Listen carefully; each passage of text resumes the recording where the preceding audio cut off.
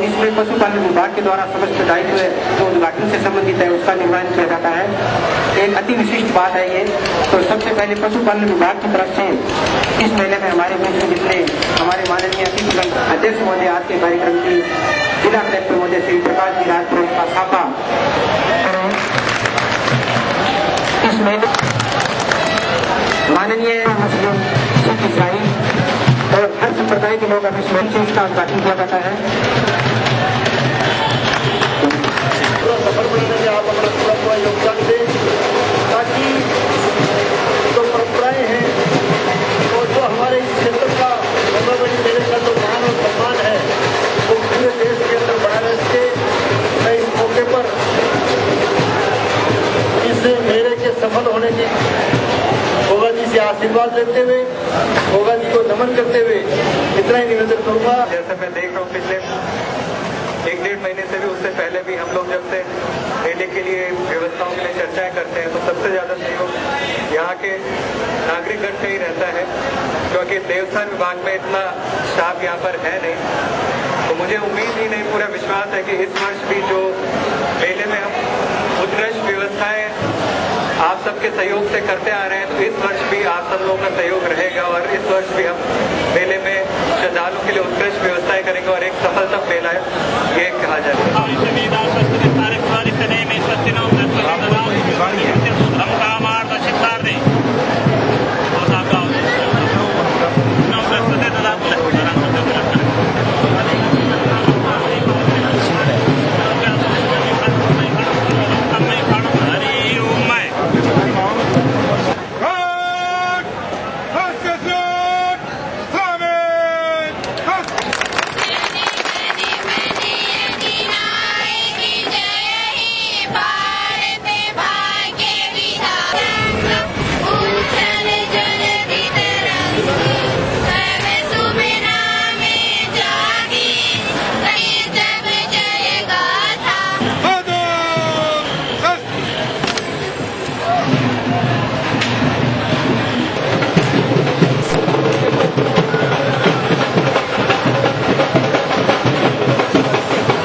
देवता जी के दर्शन के लिए आज जो मेला है उसका शुभारंभ किया गया। व्यवस्थाओं के बाबत जो कुछ अभी तक कार्यादेश और व्यवस्था जो शुरू करने थे ठेकेदार को, वो जो शुरू नहीं की गई उसके बाबत देवस्थान विभाग को निर्देश दे दिए गए हैं। स्थानीय जनप्रतिनिधियों से भी चर्चा की गई, क्या क्या कमियां रह गई हैं, उनसे सुझाव लेके जो अब कमियां रह गई हैं देवस्थान विभाग एवं स्थानीय प्रशासन को निर्देश दिए गए हैं और आगामी आज और कल सुबह तक उम्मीद है कि जो व्यवस्थाएं हैं सारी दुरुस्त हो जाएंगी। मंदिर के सामने जो बैरिकेड लगना चाहिए वो कई दिन पर लगती है, अभी तो नहीं लगी है। श्रद्धालुओं की संख्या निरंतर बढ़ती जा रही है। जी हाँ, श्रद्धालुओं की संख्या अभी तक जहां तक बैरिकेड लगी वहां तक संख्या पहुंच चुकी है। उसके आगे जो बैरिकेडिंग है उसका कार्य अभी तक हुआ नहीं है, जो कि इनको निर्देश दिए कि आज के दिन में पूरा कर लें। हमने आज मेले का शुभारंभ किया है और गोगा जी के इस पावन मेले पे प्रतिवर्ष लाखों की संख्या में श्रद्धालु उत्तरी भारत से यहाँ पधारते हैं, माथा टेकने आते हैं। जहाँ तक सुविधाओं का सवाल है, व्यवस्थाओं का सवाल है, हमारी सरकार हर साल हम प्रयत्न करते हैं कि अच्छी से अच्छी सुविधाएं दें और चूंकि प्रतिवर्ष मेले में श्रद्धालुओं की संख्या बहुत ज्यादा संख्या में श्रद्धालु बढ़ते हैं, तो उसको मद्देनजर रखते हुए जहाँ भी सुविधाओं की कमी होगी या व्यवस्थाओं की कमी होगी उसको हम अतिशीघ्र दुरुस्त करने का प्रयास करेंगे। और वैसे भी हमारी सरकार ने गोगा जी के इस पवित्र धाम पर बहुत बड़ा काम जो है पिछले वर्ष जो शुरू किया था गोगा जी के मंदिर के जीर्णोद्धार के लिए, वो काफी प्रगति पे है और आने वाले समय में आदरणीय वसुंधरा जी के नेतृत्व में हमारी सरकार का ये प्रयास है कि उत्तरी भारत का सबसे बड़ा पवित्र धाम होने की वजह से इस गोगा जी के मेले में किसी तरह की सुविधाओं की कोई कमी नहीं रहे। फिर भी जिस बात के लिए आपने ध्यान आकर्षित किया है उसमें हम जल्दी से जल्दी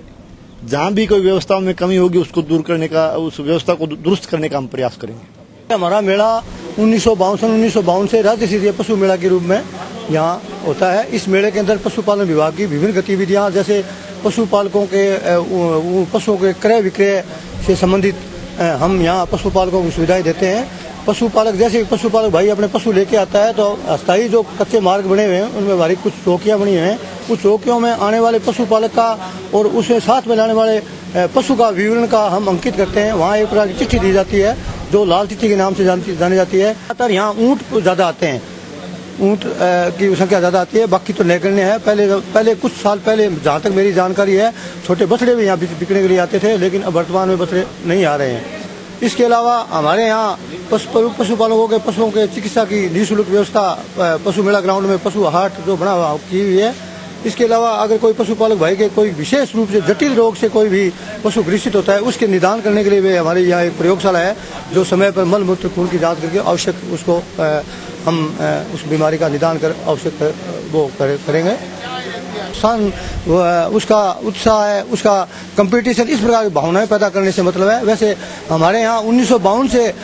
रवाना की दरें निर्धारित हैं, उनमें कोई परिवर्तन नहीं हुआ है। वर्तमान परिस्थितियों को बस हम मामूली जैसे ऊँट का 8 रुपये प्रति ऊँट के हिसाब से लेकर के हम रवाना दर देते हैं। इसलिए हमारे विभाग में नगण्य समान कोई 1 लाख से कम आय के स्रोत है और का भी आयोजन करते हैं जो लास्ट डेज में अंतिम जोर में होती है, जिसमें मुख्यतः ऊँटों की दौड़ है, घोड़ों की नस्लें हैं, इस प्रकार की उनको विभाग द्वारा कुछ नगद राशि दिए जाने का भी प्रावधान है जो मौके पर हम वितरित करते हैं। दिनांक 7/8/2017 से ये 6/9 मतलब 2017 तक आयोजित किया जाएगा,